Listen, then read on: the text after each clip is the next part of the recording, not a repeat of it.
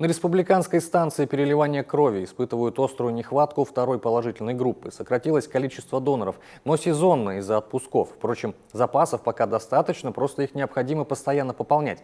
Примечательно, что проблемная группа наравне с первой, в общем-то, являются весьма распространенными. Но вот закономерность: пациентов со второй положительной в коме почему-то всегда больше. С чем это связано, медики объяснить затруднились. Северяне, конечно, целый год работают, многие уезжают. И вот получился такой небольшой провал по второй группе. Но это не значит, что мы отказываем лечебным учреждениям. Просто мы вот пополняем запасы, чтобы эритроциты были всегда свежие.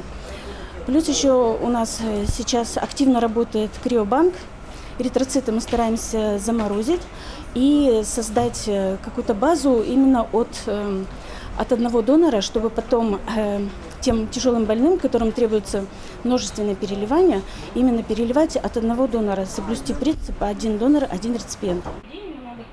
Желающих поделиться кровью медики приглашают на плазмоферез ежедневно, кроме выходных, с 7 до 12 утра, причем без предварительной записи.